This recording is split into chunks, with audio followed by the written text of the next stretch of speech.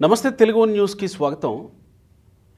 చంద్రబాబు నాయుడు అంటే విజనరీ అని, హైటెక్ ఆలోచనలని, ముందు చూపు అని, జనరేషన్స్ గురించి ఆలోచిస్తారని చాలా రకాలుగా చెప్తూ ఉంటారు అనుభవించిన, ఎక్స్పీరియన్స్ చేసిన చాలామంది.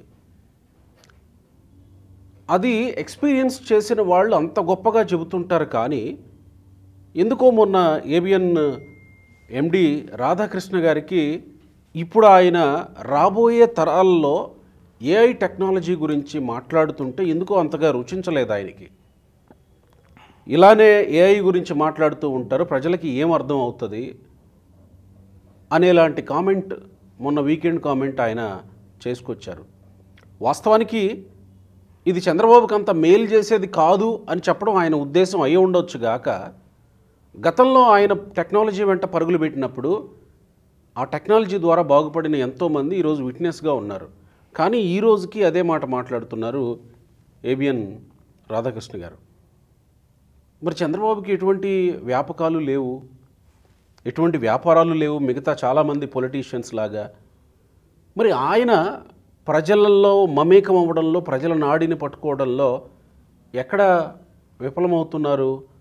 అంటే ఏఐ లేదా ఇప్పుడు డాష్ బోర్డు, తర్వాత వాట్సాప్ సేవలు, ఇలాంటి వాటి ద్వారా పరిపాలన కొనసాగిస్తే ప్రజలకు వచ్చే నష్టం ఏంటి?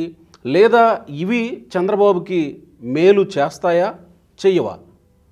సీనియర్ జర్నలిస్ట్, ప్రముఖ రాజకీయ పరిశీలకులు భోగాది రాయుడు గారు ఉన్నారు. ఆయన కామెంట్ తెలుసుకుందాం. నమస్కారం రాయుడు గారు, మీ కామెంట్ ఏంటి దీని మీద?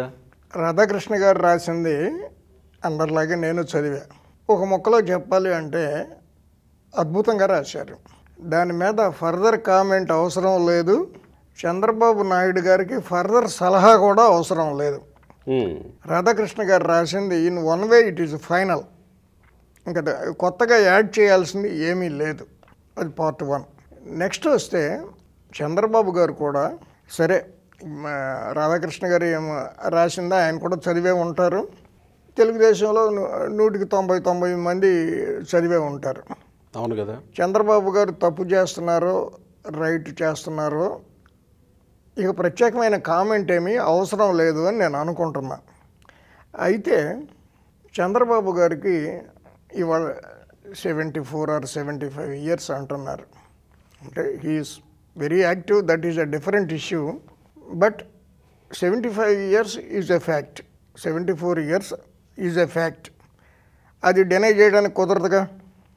అది ప్రకృతి ధర్మం ప్రకారం వయసు వచ్చింది వారికి. రాష్ట్రానికి 4వసారి ముఖ్యమంత్రి అయ్యే అవకాశం కూడా వచ్చింది. Probably this must be the last chance for him to become chief minister because of his age. సమాజానికి మరింతగా ఆయన గుర్తుండిపోయే కార్యక్రమాలు చేయాలనేది నా కోరిక.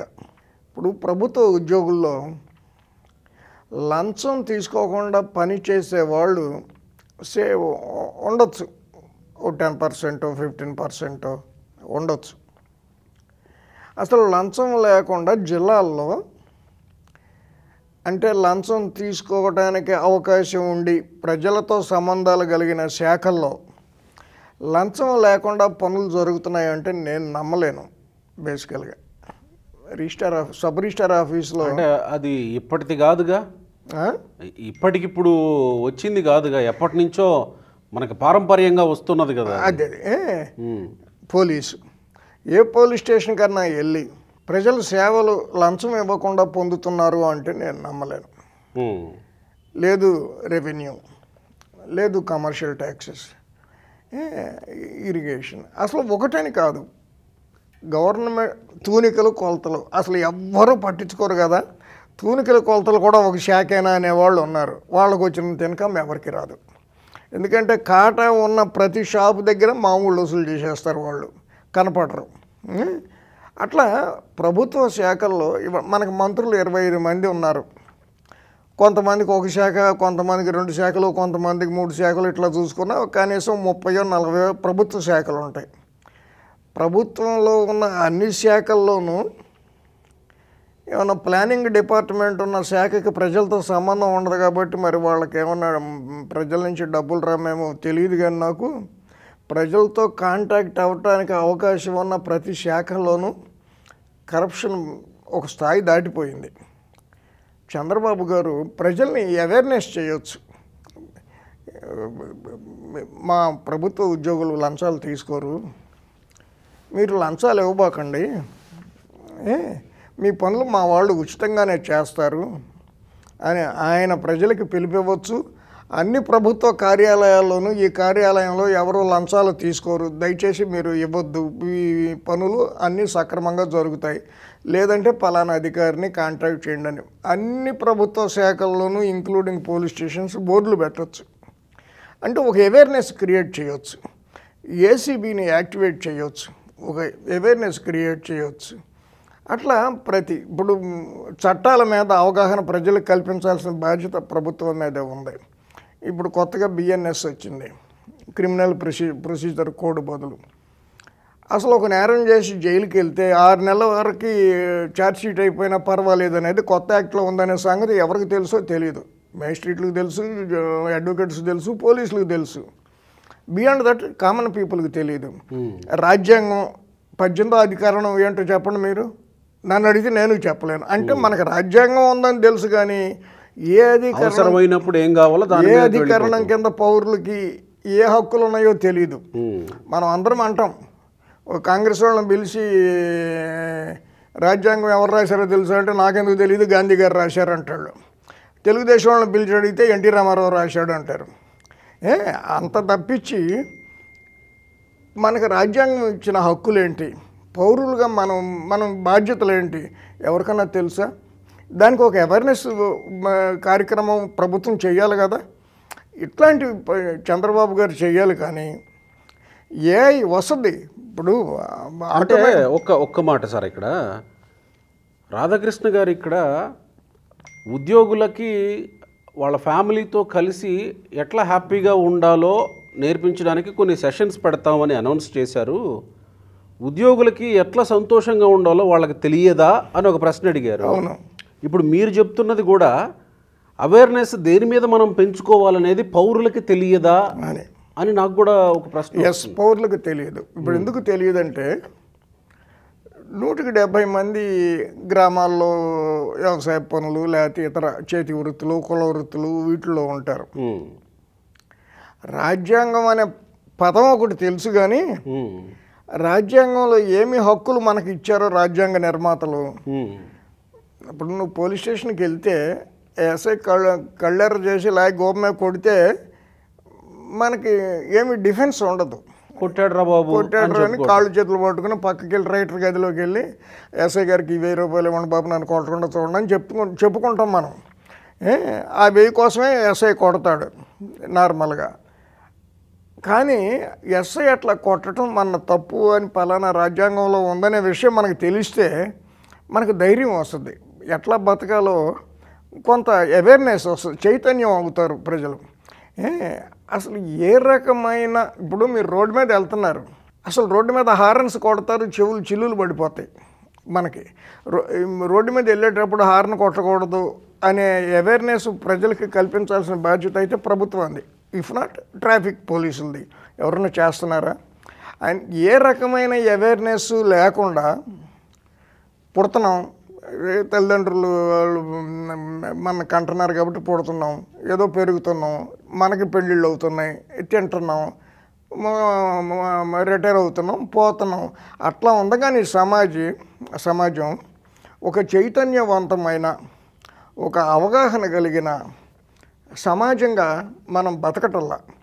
నేనేమనుకున్నానంటే చంద్రబాబు గారు వచ్చిన తర్వాత ఒక ప్రజల్లో ఒక అవగాహన కల్పించడానికి, ఒక చైతన్యం కల్పించడానికి మీరు ఇవాళ గవర్నమెంట్కి ఒక అర్జీ పెట్టుకుంటారు, ఏదో మీ స్థలం బాగాలేదనో ఇంకోటో లేకపోతే ఏదో ప్రాబ్లం రాలేదనో. దానికి 3 రోజుల్లో రిప్లై రావాలి, 4 రోజుల్లో మీ సమస్య పరిష్కారం కావాలి అనే అవగాహన మీకు ప్రభుత్వం కల్పించింది అనుకోండి, అఫీషియల్ జులుం బాగా తగ్గుద్ది కదా. అట్లా ప్రతి విషయంలో కూడా ప్రజల్ని అవగాహన చేయించే కార్యక్రమం ఏది కూడా ప్రభుత్వం చేయట్లా. అవేర్నెస్ కమిషన్ ఒకటి పెట్టి అన్ని విషయాల మీద అవేర్నెస్. ఇదివరకు బ్రాందీ షాపులు పెట్టి మద్యపాన వ్యతిరేక ప్రచార కమిటీ అని చెప్పి ఇదివరకు కాంగ్రెస్ నాయకుడు ఒక అతను మల్లికార్జున శర్మ అతన్ని పెట్టేవాళ్ళు. దానికి కూడా వచ్చిన క్యాబినెట్ ర్యాంకు, ఆయనకు ఒక కారు, వెనకాల పిఏ గన్మెన్. ఇక కాంగ్రెస్ మీటింగుల్లో హ్యాపీగా వెళ్తుండేవాడు ప్రచారం ఏం చేయకపోయినా. అట్లా కాకుండా సమాజాన్ని ఆలోచింపచేసే ప్రచార కార్యక్రమాలు చేపడతారు చంద్రబాబు నాయుడు గారు అని నేను ఆశించాను. ఎందుకనంటే 45 ఏళ్ళగా ఆయన రాజకీయాల్లో ఉన్నారు. సమాజంలోని సమస్త లోపాలు లొసుగులు అని తెలుసు. చివరిగా లభించిన ఒక అవకాశంతో ఆ లొసుగుల్ని లోపాలని సరిదిద్దటానికి ఆయన కృషి చేస్తారు అని నేను అనుకున్నా. ఈ 8 నెలల్లో ఆయన ప్రయారిటీస్ అట్లా కనపడలేదు. అందుకనే రాధాకృష్ణ గారి ఆర్టికల్ నిన్నటిది చాలా మనసుకు నాకు హత్తుకుంది. నాకేంటి బోల్డ్ మందికి హత్తుకొని ఉంటుంది. అంటే మనం మొన్నడెవడో చైనా వాడు డీప్ సీక్ అనే దాన్ని తీసుకొస్తే ఎన్విడియా, మెటా, ఏఐ వీళ్ళంతా గుండెలు బాదుకున్నారు కదా. అది మరి ప్రపంచంతో మనం పోటీ పడాలంటే మనం కూడా ఆ టెక్నాలజీని అందిపుచ్చుకోవాలనే ఒక ఇది ఉంటుంది కదా. టెక్నాలజీని అందిపుచ్చుకోవటం వేరు, ఆ టెక్నాలజీ కోసమే మనమంతా కృషి చేయాలని 2 పూట్ల మీటింగ్లోనూ బయట సమాజంలోనూ ప్రయత్నించడం వేరు. మీరు మాంసం కూర తింటాం వేరు. నేను ఇవాళ లంచ్కి వెళ్ళంగానే మాంసం కూర తింటాను, చికెన్ ఫ్రై తింటాను అని చెప్పి దోవ పొడుగుతో కనపడ్డ వాళ్ళందరికీ చెప్పుకుంటూ వెళ్ళటం వేరు. చేయొద్దు అంటలే ఆయన్ని. ఆయన ఈ ఐటీ ఇండస్ట్రీ పెట్టి ఈ సైబర్ సిటీ పెద్ద బిల్డింగ్, రౌండ్ బిల్డింగ్ కట్టబట్టే ఈ ఐటీ కంపెనీలు ఇక్కడికి రావటం, పిల్లలకు ఉద్యోగాలు దొరకటం. వాళ్ళు 7.5-8 లక్షల మంది హైటెక్ సిటీ కంపెనీల్లో పనిచేయటం, అదంతా కరెక్టే. అది it should be one of the priorities of the chief minister or the government of Andhra Pradesh. ఇప్పుడు ఏఐ అందిపుచ్చుకో, ఎవరు వద్దంటలేదుగా. అందిపుచ్చుకోవటం అంటే విలేజెస్ వాళ్ళు ఏం చేస్తారు, ప్రజలు ఏం చేస్తారు? యూనివర్సిటీస్లో ఆ కోర్సును పెడితే, ఏఐ కోర్సును పెడితే విద్యార్థులకి, లేకపోతే కాలేజీల్లో పెడితే, లేకపోతే హయ్యర్ సెకండరీ స్కూల్స్లో పెడితే వాళ్ళు అందిపుచ్చుకుంటారు. They will develop. వాళ్ళు భవిష్యత్తులో ఏఐ టెక్నీషియన్స్ గానో ఎట్లాగో డెవలప్ అవుతారు. సో రైతులకి, మహిళలకి, రైతుల సభలకు వెళ్ళి ఏఐ వచ్చేది ఏఐ మనం అంతా అందిపుచ్చుకోవాలి 2047 నాటికే అని చెప్తే వాళ్ళకి ఏమర్థం అవుద్ది? అసలు ప్రధానంగా ప్రజల మీద చంద్రబాబు నాయుడు గారికి ఉన్న అంచనా ఏంటో నాకైతే తెలియదు. కానీ లేకపోతే వాళ్ళంతా మేధావి వర్గం వాళ్ళు అనుకుంటున్నారేమో తెలీదు. ఏఐ గురించి ఆయన బహిరంగంగా కాదు మాట్లాడాల్సిందే. లోకేష్ గారు విద్యాశాఖ మంత్రి, అంటే యూనివర్సిటీస్, కాలేజెస్, టెక్నికల్ కాలేజెస్ మొత్తం అన్నిటికీ ఇదివరకు 3-4 విద్యాశాఖ మంత్రులుగా ఉండేవాళ్ళు. ప్రాథమిక విద్య, మిడిల్ విద్య, ఉన్నత విద్య, సాంకేతిక విద్య, వైద్య విద్య, ఇట్లా రకరకాలుగా ఉండేవాళ్ళు. పదవులని పంచాలి కాబట్టి. ఇప్పుడు లోకేష్ గారే మొత్తం విద్యాశాఖ. ఆయన యూనివర్సిటీ ప్రొఫెసర్స్తో డిస్కస్ చేసి హౌ టు ఇంపార్ట్ ఏఐ ఇది అనేది చేయొచ్చు, యూనివర్సిటీలో ప్రవేశపెట్టవచ్చు. ఇది చంద్రబాబు గారు ఏంటంటే ఒక మంచి ఆలోచన చేస్తారు, దాని గురించి ఎక్కువ మాట్లాడటం వల్ల దాని ఎఫెక్ట్ తగ్గిపోతుంది. నాకు అర్థమైన మేరకి ఇప్పుడు చంద్రబాబు గారు 45 ఏళ్ళ నుంచి రాజకీయాల్లో ఉంటే మరి నేను 40 ఏళ్ళ నుంచి రాస్తున్నానుగా, గుడ్డిదో కుంటిదో ఏదో ఒక పేపర్లో. ఆయన మంచి ఆలోచన చేస్తారు, కానీ దాని పూర్తి ఫలితం రాకముందే దాని గురించి చాలా ఎక్కువగా మాట్లాడతారు. అంటే తను చేస్తున్నాను అని ప్రజలు తెలుసుకోవాలి అనేది ఆయన భావన కావచ్చు. That is absolutely right for a politician to talk about his developmental activities. కానీ అది ఒక గాడిలో పడకముందే దాని గురించి ఇంకా ఎక్కువగా మాట్లాడుతూ ఉంటారు. అది కాదు, నేను I'm personally requesting the chief minister, సమాజాన్ని వేరియస్ ఇష్యూస్ మీద చైతన్యం చేసి అవగాహన కలిగించే అంశాల మీద పెద్ద ఎత్తున ప్రచార కార్యక్రమాలు చేయాలనేది నా కోరిక. దానివల్ల చంద్రబాబు గారి కీర్తి చిరస్థాయిగా స్టేట్లో నిలిచిపోద్ది. ఎంప్లాయీస్ కరప్షన్ తగ్గించడానికి ఏం చేయాలో ఎంప్లాయీస్ని సలహా అడగండి, వాళ్ళు చెప్తారు. ఇప్పుడు ఎంప్లాయీస్ సంఘాలు 25-30 సంఘాలు ఉంటాయి వాళ్ళకి. ఈ సంఘాల నాయకులు ఎవరు ఉద్యోగాలు చేయరు కదా, యూనియన్ ఆఫీసులో కూర్చోవడం తప్ప. వాళ్ళందరినీ పిలవండి, అయ్యా మీ దగ్గర ఇంత కరప్షన్ ఉంది, ఇదిగో నివేదిక, దీన్ని తగ్గించే మార్గం, ప్రజలకి కొంచెం సౌలభ్యం కలిగించే మార్గం ఏంటో మీరే చెప్పండి, ఐఎమ్ రెడీ టు ఇంప్లిమెంట్ అని వాళ్ళని అడగచ్చు. ఈ వెహికల్ ట్రాఫిక్ న్యూసెన్స్ చెవులు చిల్లులు పడిపోతాయి. మీరు సింగపూర్ వెళ్ళండి, లేకపోతే అమెరికా వెళ్ళండి, లేకపోతే ఇంగ్లాండ్ వెళ్ళండి, హార్న్ అనేది వినపడదు రోడ్డు మీద. ట్రాఫిక్ ఆగితే ఆగిపోతారు. సిగ్నల్ వేసారనుకోండి, జస్ట్ దే విల్ స్టాప్. మళ్ళీ సిగ్నల్ ఓపెన్ అయిన తర్వాత మళ్ళీ బయలుదేరుతారు. లేదు, రోడ్డు క్రాస్ చేయాలనుకోండి, మన దగ్గర ఎవడన్నా వెహికల్ ఆపుతాడా రోడ్డు క్రాస్ చేస్తుంటాను, అక్కడ ఒక చిన్న బటన్ నొక్కంగానే రెడ్ లైట్ వెలుగుద్ది, ఎక్కడ ట్రాఫిక్ అక్కడ ఆగిపోద్ది, మళ్ళీ హార్న్ ఉండదు, అందరు రోడ్డు దాటిన తర్వాత రెజ్యూమ్ అవుద్ది. అసలు ఆ పద్ధతుల్ని మనకి అవగాహన కోసం ఒక పెద్ద ప్రచార కార్యక్రమాన్ని చేపట్టాల్సిన అవసరం ఉంది.